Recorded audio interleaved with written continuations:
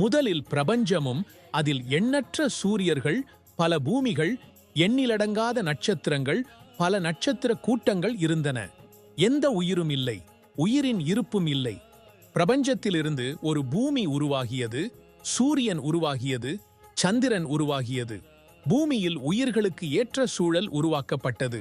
ஒரே ஒரு உயிரிலிருந்து பல உயிர்கள் தோன்றின. பின்னர் காடு மனிதனின் வளர்ச்சியால் மனிதன் உருவானான். மனிதன் அறியாமை கொண்டவனாக இருந்தான்.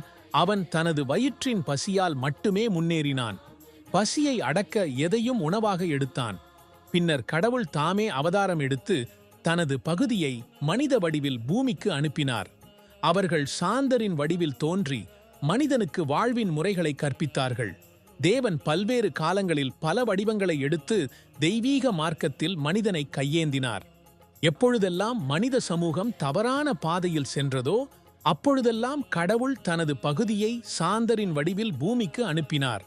அப்படிப்பட்ட பகுதியின் ஒருவன் கௌரங்க சைத்தன்ய மகாபிரபுவின் 13ஆம் தலைமுறையில் கார்த்திகை அமாவாசை இரவில் மேதினி மண்டலம், டாக்கா மாவட்டத்தில் ஒரு வேத பிராமண குடும்பத்தில் பிறந்தார். அவரை உலகம் வீரேந்திர சக்கரவர்த்தி மற்றும் ஸ்ரீ ஸ்ரீ பாலக பிரம்மச்சாரி என்ற பெயர்களால் அறிந்தது. அஷ்டாக்ஷர மந்திரமான ராம் நாராயண ராம் என்ற தெய்வீக மந்திரத்தை விளக்கி உலகின் அனைத்து மூலைகளிலும் தெய்வீக ஞானத்தின் ஒளியை பரப்பினார்.